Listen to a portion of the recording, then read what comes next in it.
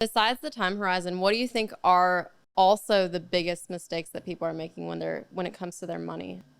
I think there is a lot of money to be made in the money business. And because of that, there is a lot of bad advice. And there are a lot of people who look fairly reputable and sound fairly reputable who are scam is the wrong word because that implies it's illegal. I think you're the lawyer, maybe you know.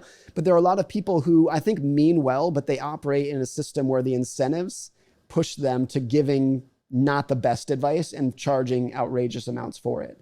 I always think like one of the best financial skills you can have is a very, very finely tuned BS detector so that you can see an ad or hear a pitch and say like, I'm not saying you're a bad person, but that's a bad product that you're selling. Having that sensitivity is really important. And a lot of people don't because there are a lot of other fields in their life that are pretty heavily regulated, medicine and whatnot. If you go to a doctor who has an MD, you can be reasonably sure, I'm not saying there's no bad doctors, but you can be reasonably sure that they are educated and tested and qualified, and the advice that they give you is very likely good advice. And in the finance world, there are things like CFP and CFA, these credentials that are pretty good, but there's no requirement that you have them. If you get surgery, that person has to have an MD. This would be a licensed surgeon.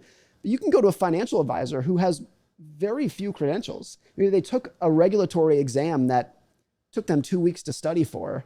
They have a degree from Google effectively, and they can be a financial advisor. And so a lot of people kind of get taken for a ride because of this. And there are a lot of also just online, again, I'm not going to use the word scams, but just things online that want to push you in one direction or the next that leads to a lot of bad advice. And a lot of these too are not even commercial products to buy, but there's just so many blogs and social media feeds. I'm one of them. I'm not going to throw them all under the bus, but there's a lot of advice out there that is either bad advice or it's good advice for one person, but not for you. And I think having that sensitivity to information is really critical for new investors.